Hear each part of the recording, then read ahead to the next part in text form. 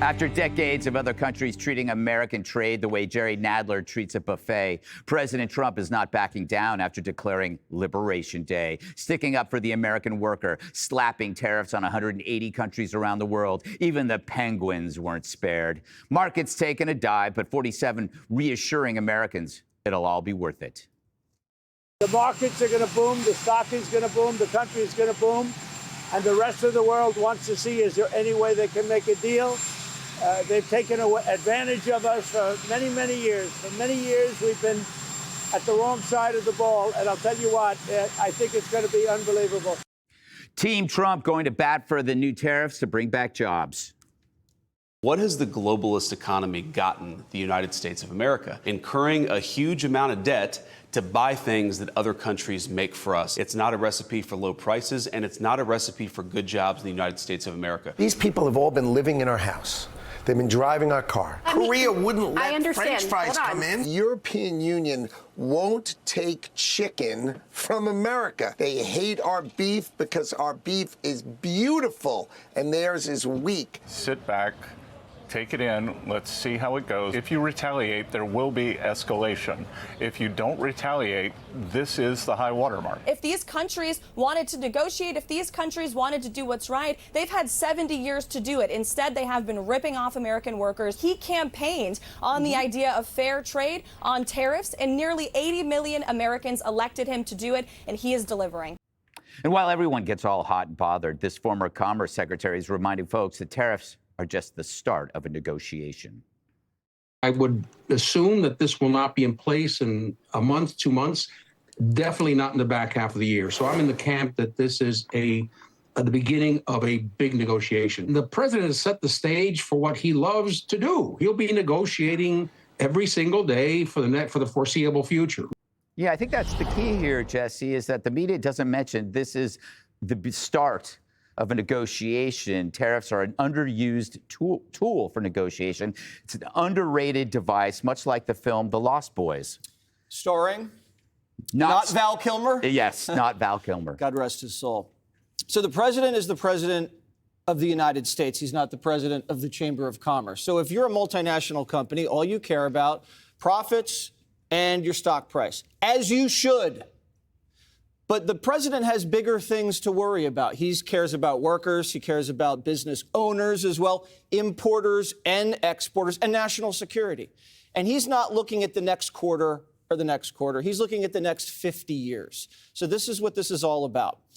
He's been ahead of the curve on China. He's been ahead of the curve on the border. Maybe he's ahead of the curve on trade.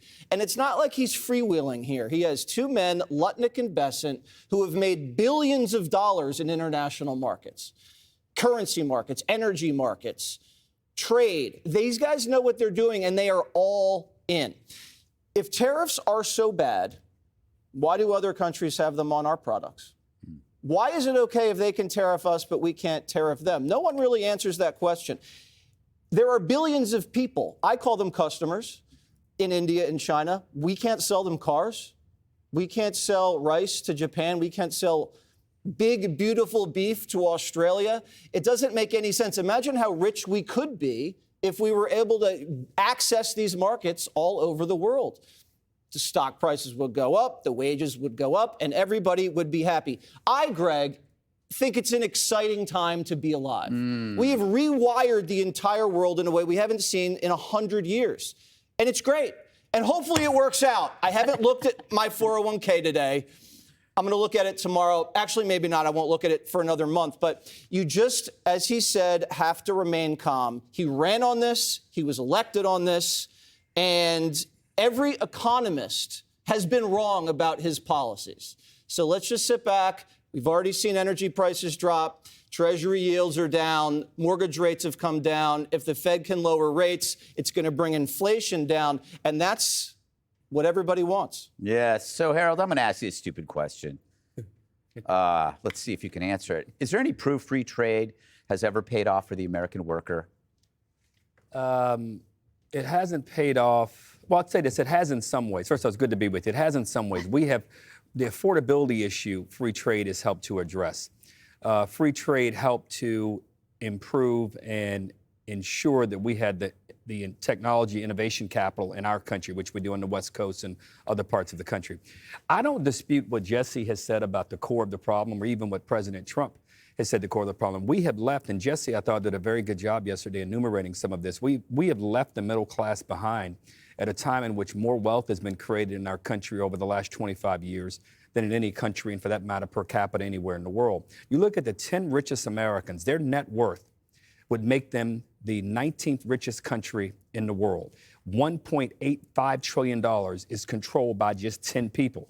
I don't begrudge anybody being wealthy, but I have to say, if we are as upset and the president is as disappointed as he sounds and his policies suggest that he is, we have to wonder, is that a good thing for the economy, for that kind of wealth to be concentrated and accumulated in just 10 people? You take the next 20 Americans, you have the 12th biggest country in the world.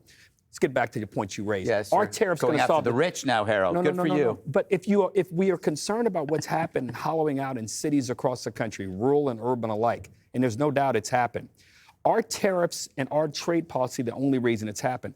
I don't believe that is the case. I think tariffs are a part of it. Tariffs could be a small part of it. But for anybody on today to say that losing almost $3 trillion in market value in our markets is a good thing, I'd say, what are you smoking and what planet are you on? Now, if you told me that $3 trillion was all transferred to middle-class Americans, to Americans who've been left behind over the last 20 years, I'd say, you know what, maybe we need another day of it.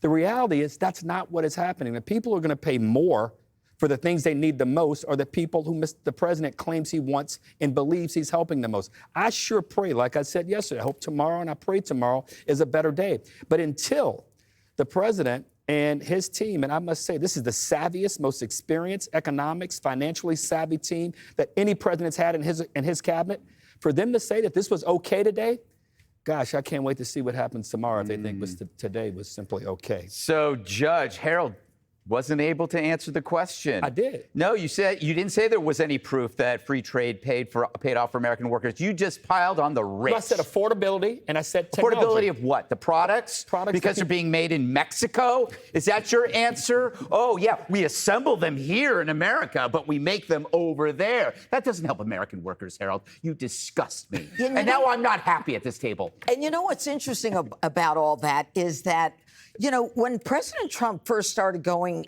after Canada and Mexico, everybody was like, oh, my gosh, they're our neighbors. They're wonderful people. Why are we doing this? We love the Canadians.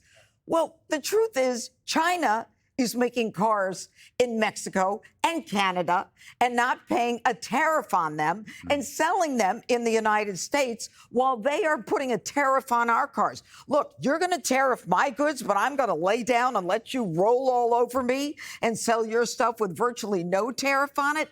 Enough. And this is what Donald Trump ran on, and he's delivering. And you know what? I don't really care about my 401k today. You know what? Not that I can afford it, not that it isn't important, not that I'm not at a point in my life when I should be worried about my 401k, because I am. But this is what I believe. I believe in this man. And I believe that what we're seeing now with his bringing in $1 trillion in business and manufacturing and companies moving back to the United States and seeing what we saw during COVID, when we couldn't, we had all those supply chain problems. We couldn't get medicine in this country. Other countries were prioritizing themselves before they were sending stuff to us. It's about time we recognize we've got to have manufacturing in this country, and we need to bring them to the table. And Donald Trump is the only one who could do it because he's got the biggest consumer base in the world. He's not afraid of anybody. He's to the wall in terms of, you know what I mean. Say that again? Yeah. You know what I mean. And at the end, it's going to help the working class. And who's complaining? My last point. Right. Who's complaining? Wall Street. Too bad. He's helping the middle class. And finally, I think it's going to be over this summer. All right, Dana, we have about 40 seconds for you I'm sure. before we go to. I'm a skeptic on tariffs. I've said it from the beginning. I agree with Thomas Sowell, who did an interview yesterday at 94 and was more coherent than somebody that we used to know at in the Oval Office. I think we need the permanent tax cuts immediately. As soon as we can get them, because that would help calm people down. But I also think that the goal is, right, this would lead to higher wages. But before you get to higher wages, you get higher prices. And that leads to higher anxiety. And a lot of people people that are all across America are also in Wall Street right now. And I think we're kind of forgetting. Remember, one of the reasons that people decided to move manufacturing is because the unions were trying to bring the country to its knees. We got to go. Hey, Sean Hannity here. Hey, click here to subscribe to Fox News YouTube page and catch our hottest interviews and most compelling analysis. You will not get it anywhere else.